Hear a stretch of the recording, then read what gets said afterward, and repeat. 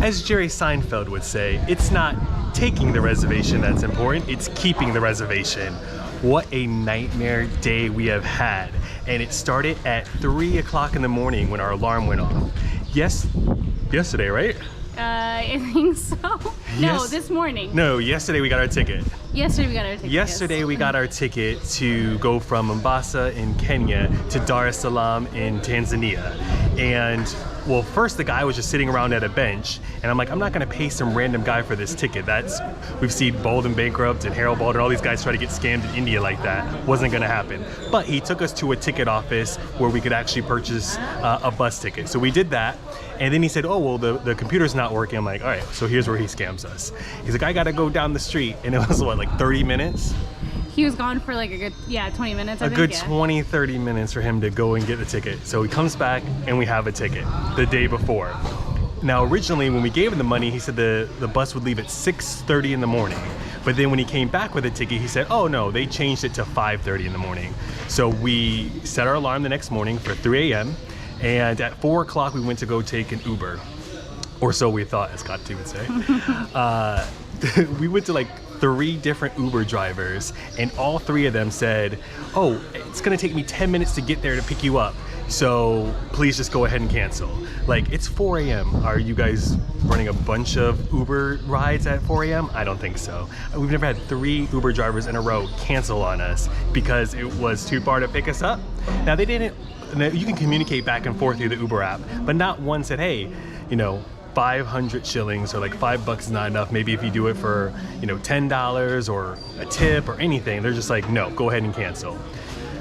So we locked up the place, and then we went downstairs and then to the corner by our house. There, we only saw 2 bodas, and bodas are motorcycles, and we have all of our stuff with us because it's a travel day, so there was no way that we can go and go on a motorcycle. Wouldn't it fit? So we needed something called like a tuk-tuk or tuk-tuk. I don't really know how you say it, but that has plenty of room for a driver, 2 or 3 passengers, and your luggage. But there was none of those around at 4 a.m. But one of the boda drivers was awesome, the real MVP, and went down the street and got us a tuk-tuk driver. When he came back, the tuk-tuk driver said he'll do it originally for 1,000, but we wanted to give the boda driver who went and got him a little bit of a tip. So the tuk-tuk driver agreed to do it for 700 shillings. About $7, and we're able to give 200 shillings or about $2 to the boda driver. Okay, we're in the tuk-tuk, and we go into town. Now we're in the suburbs, we're in the outskirts, so it took us what, 30 minutes? 30 minutes, yeah. 30 minutes. We got there about 4:45, which is what our call time was for a 5:30 bus.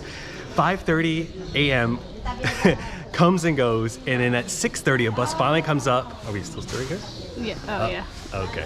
At 6:30 a bus finally comes to go to Dar es Salaam, and we get in. We check in our luggage. We get our luggage tags, and then we go into the bus, and they say it's not this bus. It's the second bus.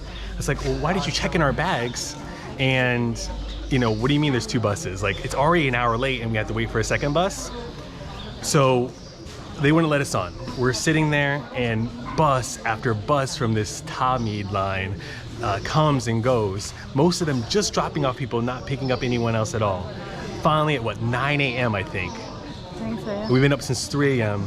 The bus was supposed to leave at 5:30 a.m. and it's 9 a.m. and I think the bus finally comes.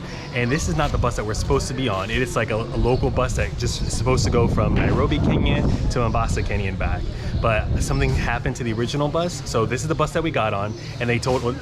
Now, there's not communication. When I say they tell us things, it's like we beg them and ask and ask and ask until they finally give us a little nugget of information. I would say nugget of truth, but it's usually probably not the truth.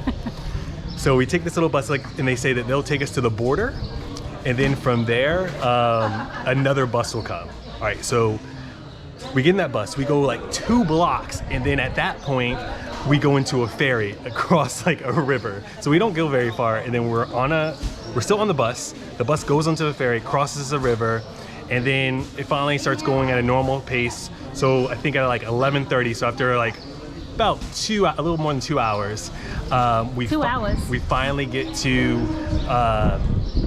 the customs, to the, what's it called? Land border? To the land border. From there, I don't even remember the first thing that happened. I mean, our bags are still on the first bus that we're not supposed to be taking, and they're taking it off. It's like, well, are you gonna bring the bags with us? We have to turn in our passports, which I hate. You know, I'd rather go to like, you know, like a North Korea where I know like everyone has to give up their passports. It's like, I don't like you not having my passport. So we give them that and our health form, which I had to fill out 24 hours in advance online. And then apparently there was a line that we're supposed to be in. I don't know. So the problem is, like, I guess they didn't originally see what they needed on the form, and so they're like, just wait over here, and then we'll go over everything in a minute. And other people, I guess they were telling that to other people as well. And yeah, finally we went into the room and knocked, like, hey, can we go in? Nobody was there. Nobody said, hey, you're next. Like, it was just, yeah. Oh, I'm done talking. Yeah, so you can pick up from there. So we went into the room. Yeah, so we went into the room, and she's like, oh, we need your COVID test. Okay, no problem. We have everything that we need printed out, but there was not like a QR code or anything like that on it. This was the one time we didn't go back to the hospital to get the lab to get the proper results from them. We always do that, but we didn't have enough time because we were here in Mombasa for just like 24 hours. So we just printed off the emailed version that they gave us, and that didn't have this QR code that they needed. And so I think that's what they were looking for. And so then finally, she's like, well, do you have the receipt for your PCR test? We're like, yeah. So I showed her the receipt, and then that was enough for her. And she said, okay, go ahead and move forward. Yeah.